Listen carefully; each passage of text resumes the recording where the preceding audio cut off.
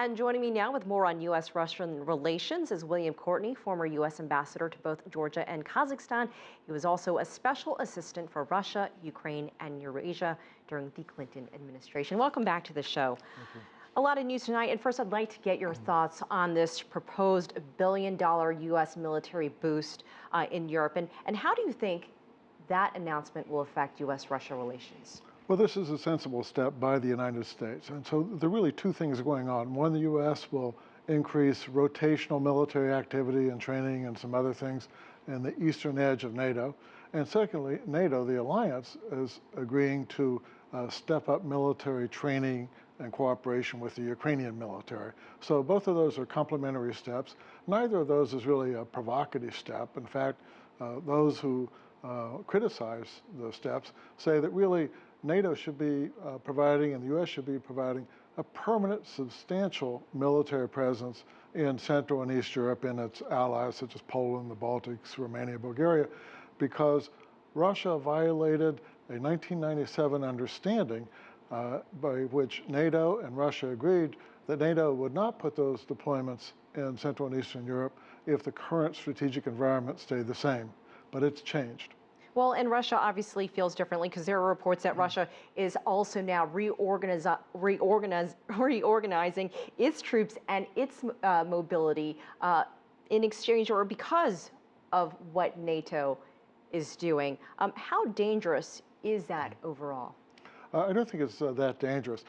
After Russia invaded Georgia in 2008, Russian forces didn't perform very well, even though they were able to overwhelm small Georgia.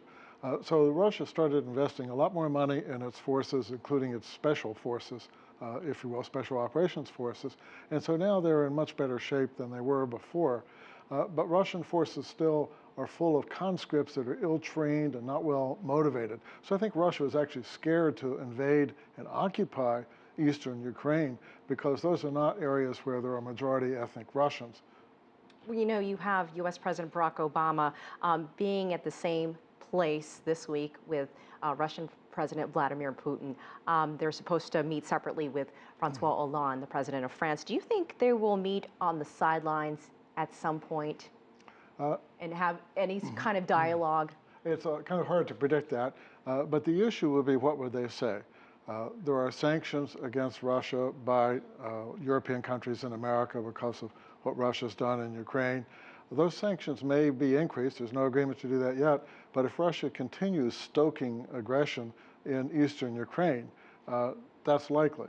For example, recently there was an anti-terrorist activity in Ukraine that killed 30 separatists. Those separatists weren't buried in Ukraine. They were sent home to Russia to be buried.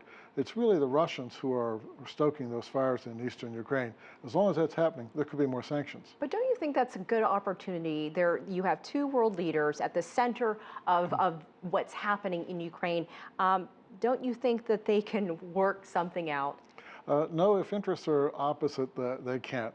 It's a wasted opportunity, actually, because if you have a meeting like that and nothing happens, then it looks as if they've both failed. There's no reason for President Obama to take that kind of risk now, unless he believes something productive can come from a meeting.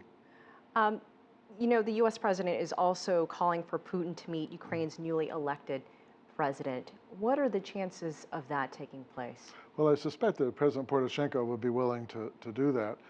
And certainly it's important for there to be better relations between Ukraine and Russia. That's hard as long as Russia's engaged in aggression against eastern Ukraine, as well as occupying Crimea. But Ukraine and Russia are going to be neighbors forever. They're both large countries. Ukraine is independent in between Europe and Russia, and so there are a lot of economic relationships in which all of those have some substantial tie for them. So I think that would be an important activity to take place. All right, Ambassador William Courtney, we appreciate your insight. Thank you so much for joining us. You're quite welcome.